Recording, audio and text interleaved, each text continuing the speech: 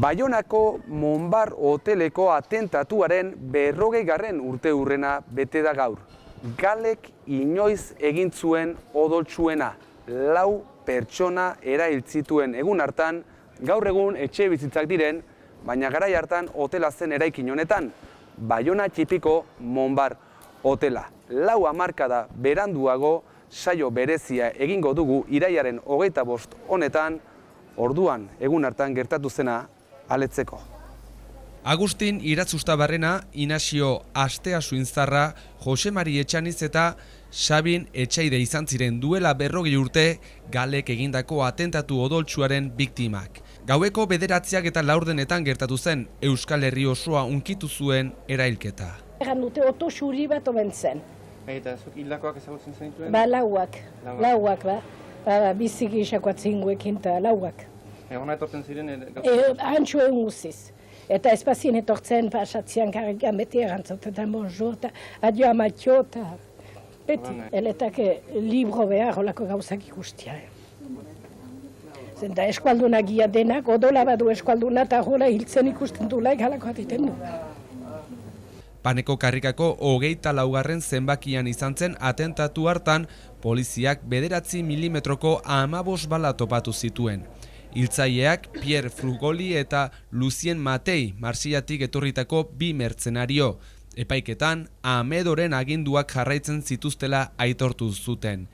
Hilketa egin eta oso gutxira, oso laizter harrapatu zituzten Monbar hoteletik oso gertu. Santo Espiritu zubian, Etxeberri eta hainbat laguni esker. Gau hartan, atentatuen hilketaren lekuko eta protagonista bilakatu zen Etxeberri.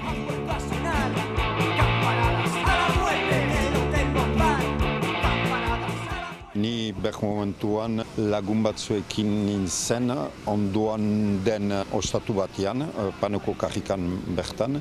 Irungo gazte batzuk, haien artean Fermin Muguruza, etorri ziren lagun bat ikusterat, eta ni haiekin nintzen. Entzun nituen jaboz batzuk, petardo batzuk bezala, zalantzak nituen, eta teatu nintzen ostatutik. Eta han, justu momentu enten, Monbarreko atean ikusi nuen Galeko tipo bat, lurrean zegoen tipo bat akabatzen, tiroka. Eta ordean sartu nintzen bezala ostaturat, eta laguner erranien, jukatu nien, Galekoak dira, jabatu behar ditugu. Ez zuen zalantzarik izan eta korrika atera zen bi hiltzaileen gibeletik.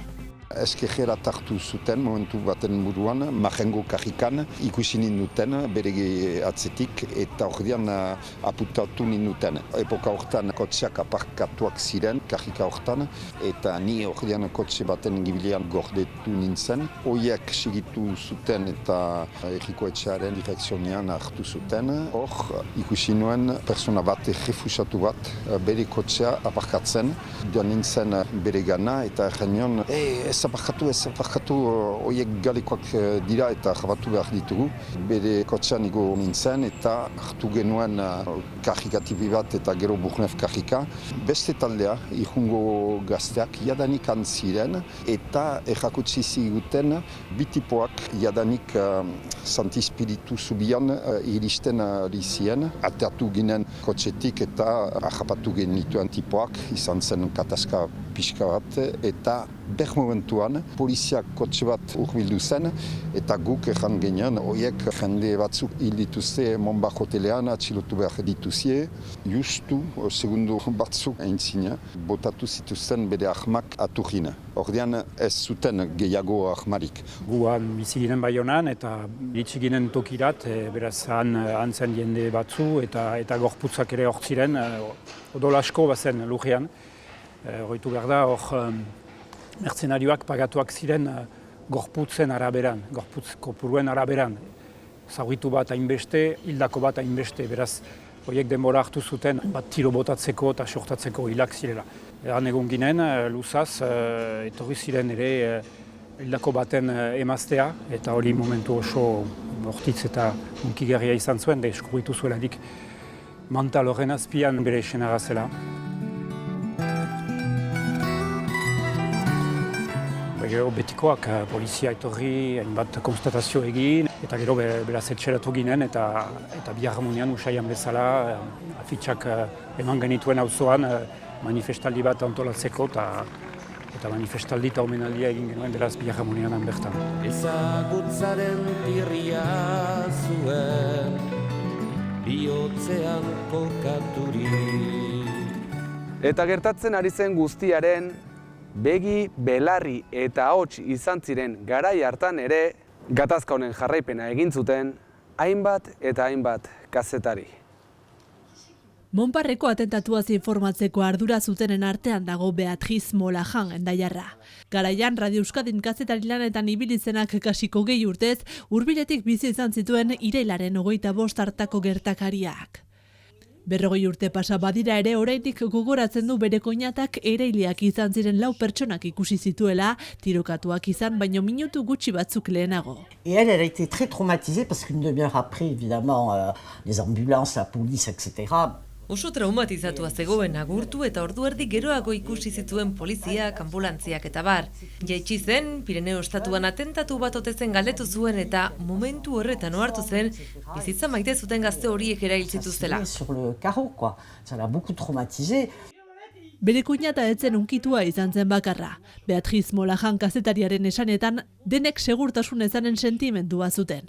Eta dena bere esanetan asolagabekeriaz jositako giro batean. Dans un climat, quand même, il faut le dire, d'indifférence. Asolagabetasuna batez ere eragileen partetik. Azpimarratu behar da, 27 hildako izan zirela, 1983tik 87ra. Ez da gutxi. Atzerapenarekin ohartzen naiz ez dela erreakziorik izan politikarien artean. Ez dute haserrerik adierazi garaian bizitakoaren aitzinean. Kazetari askoren artean pentsamendu bera partekatzen zutela dio. Segur ginen Espainiako estatuaren agindupean gertatzen zela. Ta hain zuzen garaian barne ministroa zen Jose Barrio Nubok aldarrikatzen du argiki El País egunkariari eskinitako elkarrizketa batean. Urteak pasata kazetariaren iritziz galen helburua beldurra eragitea zen. Con el miedo, pues la gente se echa por atrás. Beldurrarekin jendeak atzera jotzen duelako hori zen xedea, baina ez dute guztiz lortu. Ez da pentsatu ere. Ni mucho menos. Salhuts batzuen diruegarriak.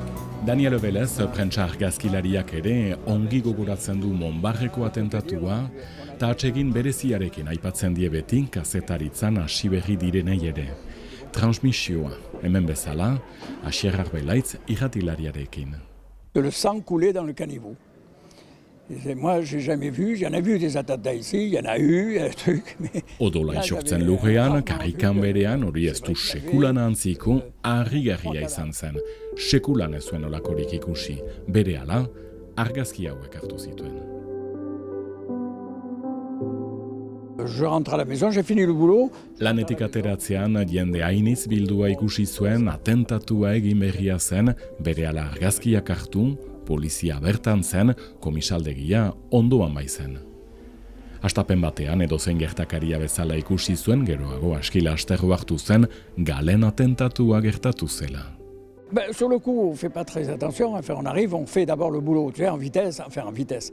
Dena laster egin behar zen, argazkiak bordeleratik gortzeko, ez baita orain bezain erresa. Daniel Velezek ez du sekulan antziko. C'est ahurissant. Je sais pas. Moi, ça me reste, c'est toujours. Et ça, de toute façon, je vois l'emplacement, je vois l'attentat du Montbard, ça restera. Enfin, moi, pour moi, journalistiquement, ça reste un truc quand même assez inouï.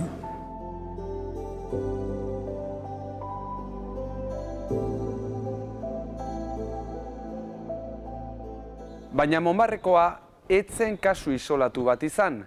Galek hainbat atentatu egin zituen Ipar Euskal Herrian 80. hamarkadan.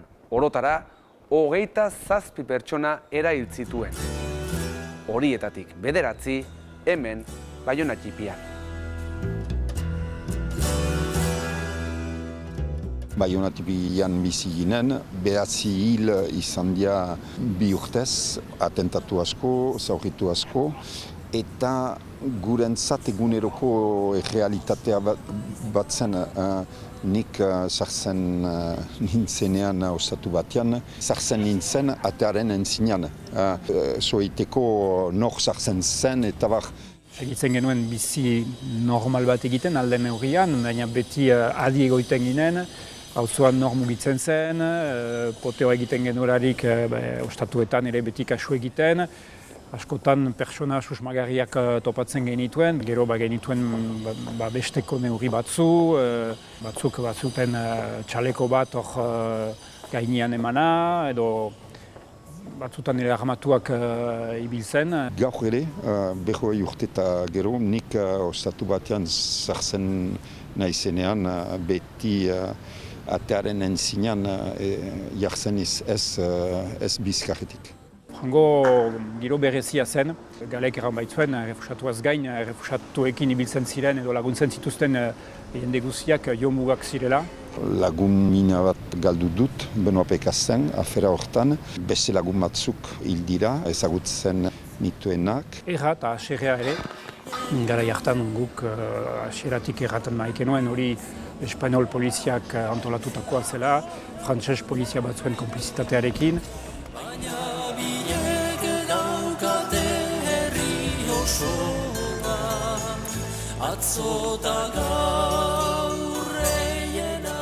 Oroar garai hartan eta Monbarreko atentatuan gertatu zena ahantzi edo denboraren lozorroan galdu ez dadin, lanean dihardu 40 urte oroituz ekimen.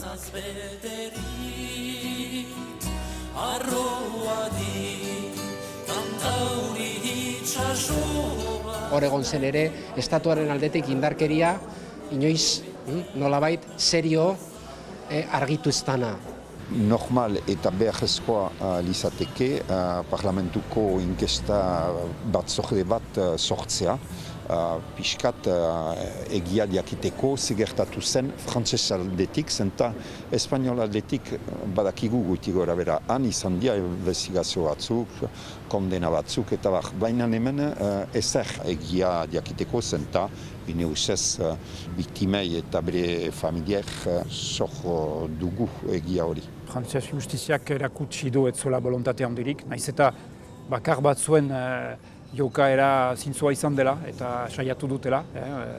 Juile batzuek, Baionako juile batzuek gauzak argitzen eta ikertzen, baina oso minoritarioak ziren gainerateko juile eta prokuradoreak edo axolagaberekeria erakutsi dute edo erabat oztopatu dute hori guztia ikertzea. Beraz ez dut esperantza handirik edo ez bat ere frantses justiziaren gan. Gehiegi zentratu egiten gara memorian, baina kasu hauetan memoria ezin da eraiki, egia aldez aurretik eginda espadago orduan, oraindik eta bada egiaren unea, egi hori gizarteratzeko. Gauzak ezagutu behar dira, dokumentatu eta biktimak ere ezagutu, aitortu, importanta da geroari begira, eta hori guztia jakin behar da ez da egin berriz gerta, naiz eta gaurko garaiak aski lunak diren, baina importanta da hori ongi jakitea eta bezain bat ez gertatzeko berriz.